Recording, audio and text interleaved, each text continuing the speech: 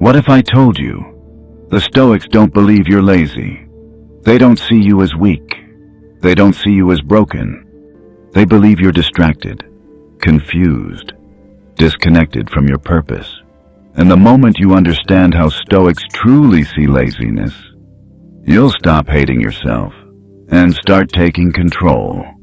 Today, we're diving deep into how Stoic philosophers like Marcus Aurelius, Seneca, and Epictetus understood laziness, and what they would tell you if you feel stuck right now. Let's begin. First, we need to understand something important. The Stoics didn't throw labels around. They didn't say, "You're lazy."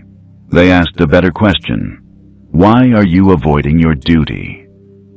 For Stoics, every human being has a role, a function, a responsibility to live according to reason. Marcus Aurelius once reminded himself, "At dawn, when you have trouble getting out of bed, tell yourself, I have to go to work as a human being." Notice something powerful here.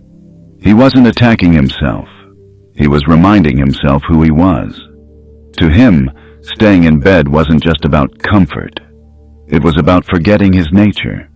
The Stoics believed humans are built for action, built for contribution, built to use reason. So when you feel lazy, the Stoic question isn't, "Why am I useless?"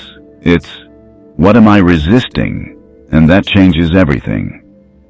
Now let's go deeper. According to Epictetus, we suffer not from events, but from our judgments about them. That means the problem isn't the task. It's your interpretation of the task. You're not avoiding the gym because you're lazy. You're avoiding discomfort. You're not avoiding the project because you're incapable. You're afraid it won't be perfect. Stoics saw procrastination as emotional resistance, fear of failure, fear of judgment, fear of effort. Seneca warned about this in his writings. He said we waste much of our life, not because life is short, but because we waste it, not in dramatic ways, but in small daily avoidance, scrolling, delaying, waiting for motivation to magically appear. To a Stoic, laziness is not a character flaw. It's unmanaged emotion. It's allowing fear to quietly make decisions for you. So, what did the Stoics do about it? They focused on action. Stoicism is practical. It doesn't obsess over how you feel. It focuses on what you choose to do next. Marcus Aurelius constantly reminded himself, stop arguing with reality. Do the task in front of you, not because he felt inspired, but because it was his duty. Here's a key Stoic principle. Action creates clarity. You don't wait to feel motivated. You move, and motivation follows. The Stoics practiced separating what is in your control from what is not. Your mood, not fully in your control. Your energy level, not always. Your reputation, definitely not. But your next action, always in your control. And that's where laziness loses its power. Now let's talk about comfort. The Stoics didn't trust comfort. They trained discomfort on purpose. Cold baths, simple food, voluntary hardship.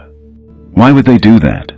Because the more addicted you are to comfort, the weaker your discipline becomes. If you only act when conditions are perfect, you become fragile. Laziness grows in comfort. Strength grows in friction. Epictetus himself was once enslaved, yet he taught inner freedom.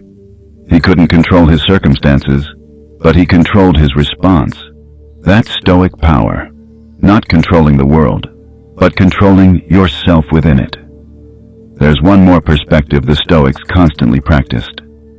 Memento mori. Remember that you will die, not to be dark, not to create fear, but to create urgency. Seneca wrote about the shortness of life, not because life is truly short, but because we waste most of it. Every hour you delay what matters is an hour you never get back.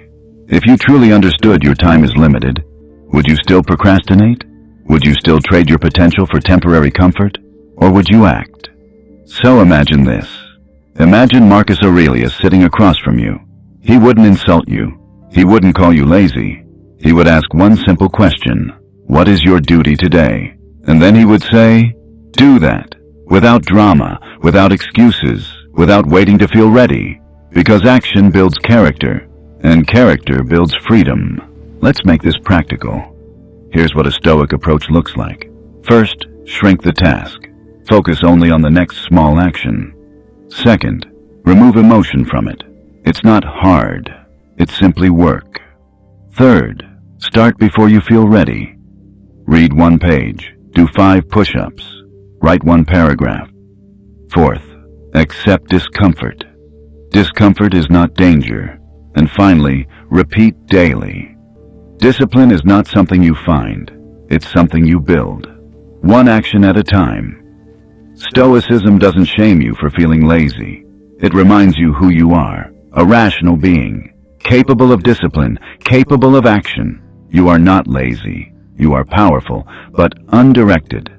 And the moment you decide to act, even imperfectly, you take your power back. Because the real battle isn't out there, it's inside, and you are stronger than you think.